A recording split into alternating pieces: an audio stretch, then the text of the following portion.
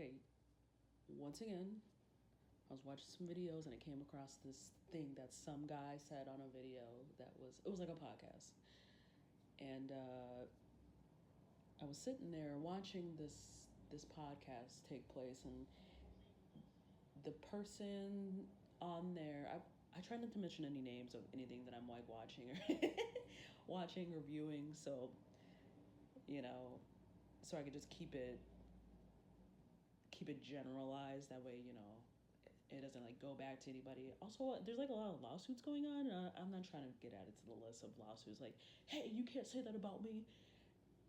I'm trying to stay out of the drama. Obviously, there's kind of a lot going on right now, but I digress. So the guy said something that caught my attention. He said he was dating a girl or with a girl that it was very intense being with her because no conversation, which is a regular conversation, it was always very profound.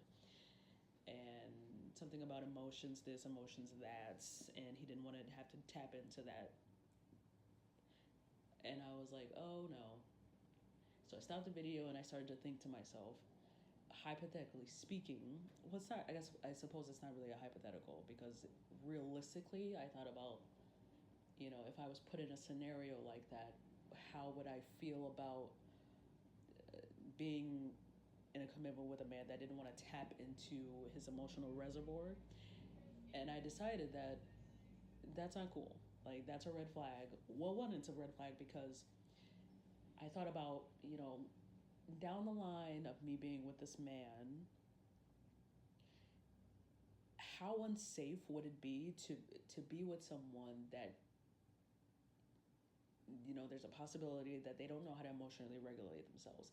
That's a red flag for me because, let's say you're with this person for all these years and all this time, and then something, fucked up happens in his work life or outside with whatever, or something happens with a friendship.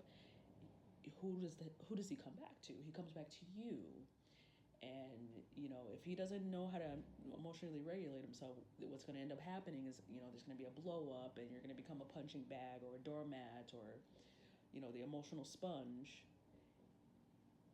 But if he doesn't have that regulation and that control, it's going to look really bad, and it's going to be very bad because you become the thing that you're not supposed to be. Like, that's not your job to be any of those things in regards to somebody else's emotions, that should know damn well how to control and have a proper outlet of emotions, or be able to properly, exert or whatever they do, to emotionally balance themselves.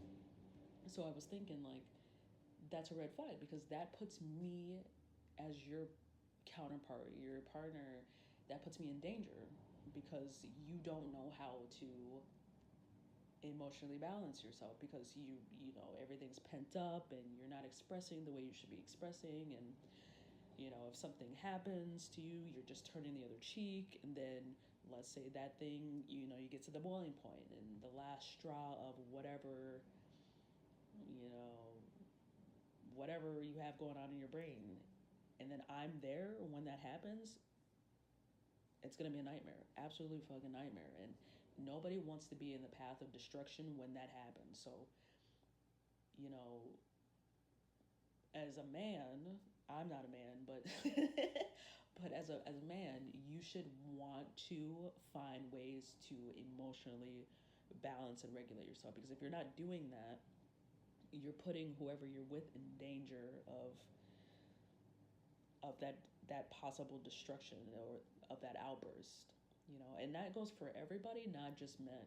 Men and women need to find really good ways to, whether that's therapy or whatever, because nobody's, at the end of the day, nobody's your punching bag or doormat or emotional sponge. That's your job to figure out the best way for you to properly and responsibly, stressing both those words, properly and responsibly, find ways to release, negative emotions properly, because there's some very destructive people out there, and I had my own experience with one of those people.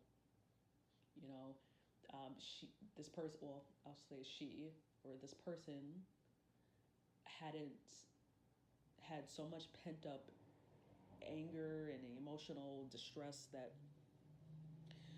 when they got upset, it was bad for me because I got hurt.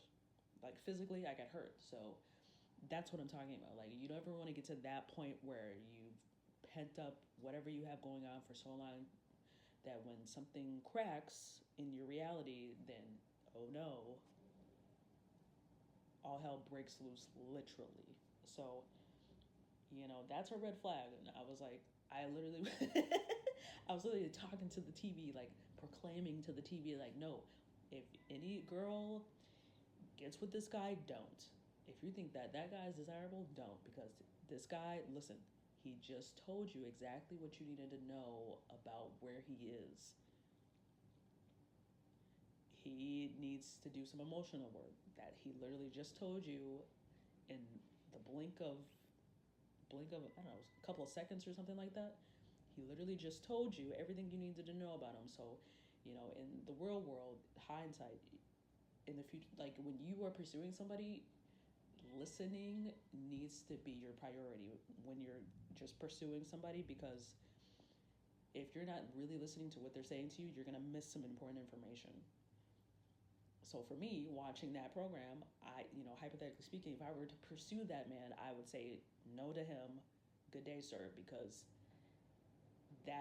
you just told me that you don't express emotions very often. So that's a red flag for me, because that tells me that if something were to happen between us or you and wherever, shit's gonna hit the fan real fast. So maybe this is like a PSA or a TSA. What do they call that? PSA, public service announcement. Maybe this is like that. Everybody, because I pride myself in wanting people to be safe with other people.